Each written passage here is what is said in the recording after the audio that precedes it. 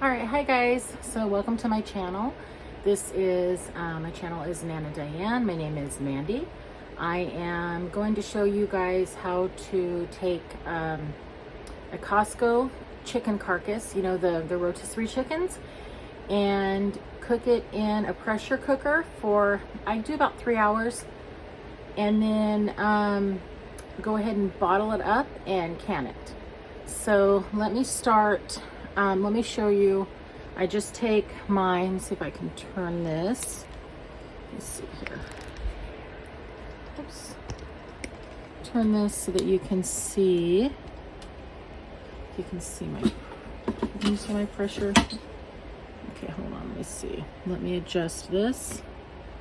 And you can see my pressure cooker. So probably don't need this in there. Let me take this out and rinse that out so it's got a little bit of water in it.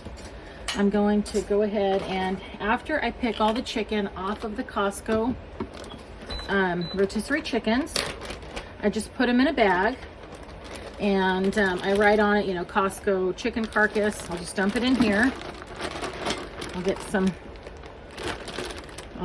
water and fill up the pot to the max fill line, and then I'll set it. You can do this in a regular pressure cooker, or you can do it in a digital one. I'm going to use my electric pressure cooker. And let's see here if you can see. So you can see that. All right, let me get some water. Let's get a better angle. Probably hear my dogs out there carrying on. Okay, let me get some water here. I'm going to do that to the fill line. Nellie is out back having a fit, as usual. She likes to do that.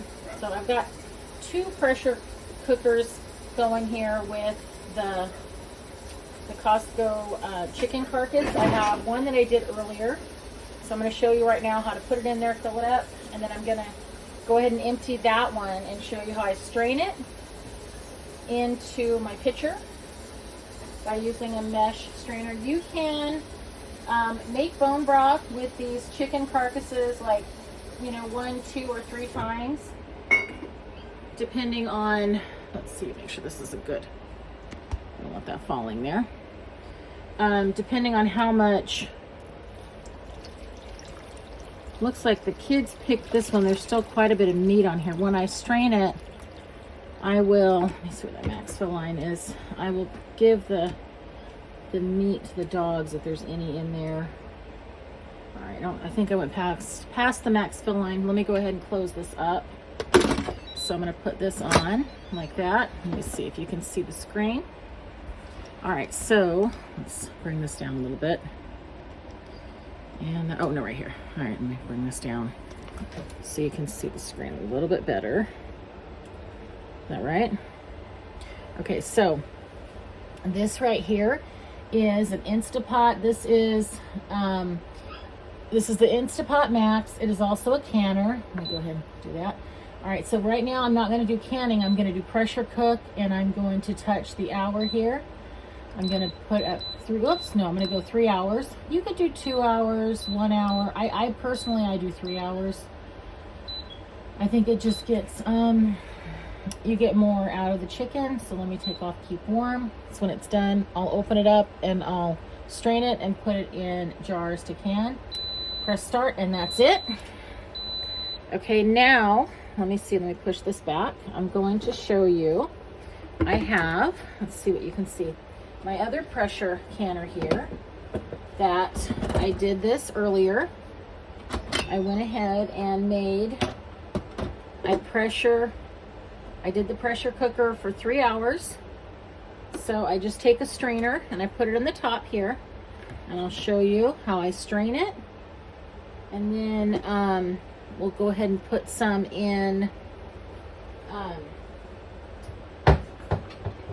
jars so we can can them. All right, so this right here, this ladle is really nice. This ladle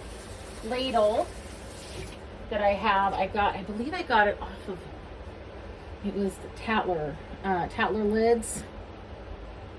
It's really nice for canning because it has these little things right here, if you can see, where they like a little pour spout. But I'm just gonna take the broth and put it through the sieve. This might, let's see how much I get from this. I might save the carcass and do this again, because this is the first time that I have pressure cooked this carcass. I normally put a couple carcasses in a bag and save them in the freezer. Sometimes for extra like vitamins and stuff, I will put some onion and carrot and different things, but that's not, if you're going to do the GAPS diet where you're just having just bone broth, not anything else like that, you probably would just want to do just the chicken, the bone broth, that's it. But I'm not sure. I might just give the dogs the meat that's on here, or I might process it one more time to get all the good stuff out of the bones and everything. They've got collagen and all kinds of stuff that, let's see how hot this is.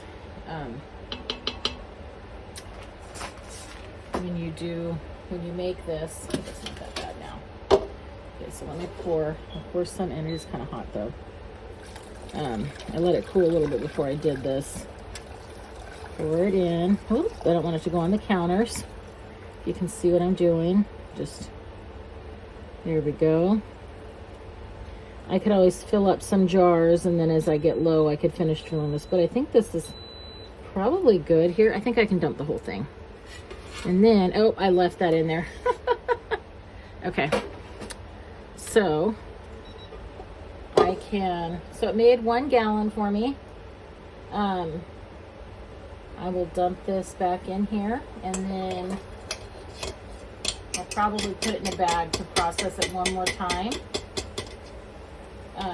And then we'll clean this out, and we can can the chicken broth that we made in the same canner that we pressure cooked the carcasses in. But look at how rich that is. And it's really good for your gut. It's really good for like if you have, I have ulcerative colitis, and when I was really sick, I would drink, I have other autoimmune diseases too. When I was really sick, I would, what's it called? I would drink some bone broth every day. So yeah, this is my house is kind of a mess, but you have to remember this is a working kitchen, I've got 6 kids. I've got a bunch of nieces and nephews, and let's see here.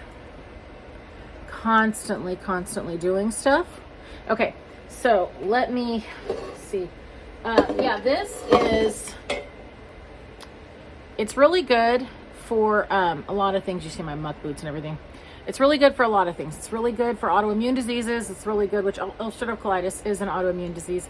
It helps to repair the lining in your stomach, in your intestines, everything like that.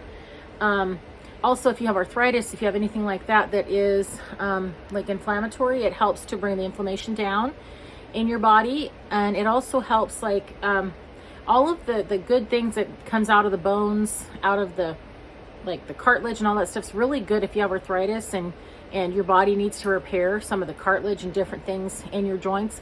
I know they say once it's gone, it doesn't repair, but honestly, if you really work on your health, they can repair. They can repair. You know, I'm not saying that you can go from 0 cartilage to perfect, but your body can repair. Your body can do a lot more than you realize it can. Okay, so let me grab some jars, and I will be right back. Okay, well, I thought that I was recording. I guess my phone shut off while I was doing this. But I went ahead and I filled these jars right here. I used the wide mouth funnel.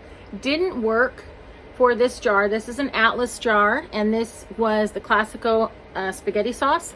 So it didn't sit quite right. It didn't fit inside the hole. So I used this and I put that inside. I filled these up to about the neck right here, and I put a teaspoon of salt in each one. I made sure that I cleaned the rim, and I put the lid on. Now I'm going to take these, and so it's hot right now. It's hot liquid. I put them inside the canner here. Whoops. These are, put it a little bit. These are 24 ounce jars. Let's see here. Now, when you pressure can, I'm gonna put some water in so you can see. When you pressure can, you don't ever take the water up above the lid. It goes below. You put maybe 2-3 inches on the bottom, maybe 4 max, but it never goes above the top. I'm gonna put just a little bit of white vinegar in here so that I don't get any mineralization on the jars. Since there's hot liquid in the jars, hot water is going inside the pot. Now this is going into the canner right here, if you can see. Okay, there we go. It went right into the canner. I'm gonna make sure this is plugged in properly. Okay, so let me see. Also, now I think I mentioned this earlier. These are 24 ounce jars. So the time to pressure can broth is, if you have a pint jar, it is 20 minutes. If you have a quart jar, it's 25 minutes. These are 24 ounces. So that is a pint and a half. It's not quite a quart, but because it's above a pint, you're going to go with the quart time. So the quart time is 25 minutes. So let me grab a little bit of, it doesn't matter if it's white vinegar or apple cider vinegar, anything, just a little bit of vinegar so that we don't have mineralization build up on the jars and make them cloudy. I'm gonna put this top on. I might need to move this just a little bit, turn it. Is it? Now this is my first time using these jars right here. I normally use Target brand. There we go, got it. Okay, let me put my glasses on. So let me bring this down so I can show you exactly. Okay, if you can see it. This right here is the Instapot Max. It is a canner, so I'm going to press canning. I don't want it to keep warm after it finishes canning. I'm gonna go ahead and adjust the minutes. So right now it's at 30. I'm gonna bring it down to 25. Oh, let's go to 25. And we are at high pressure right here. You can see it's max pressure. So I'm going to press start and I'm gonna leave it. That's all I have to do. It will go ahead and do the venting. It will do the canning, and once it's done, this will turn red when it's up to pressure. When it's done, I have to wait for this right here to turn off, for that light to turn off, so I can open it up. I don't want to touch the top and release the pressure. I want it to release completely naturally, all the way on its own. Otherwise, I'm going to have siphoning, and that's where the liquid's going to come shooting out of the top of the jar. It might make the top pop off.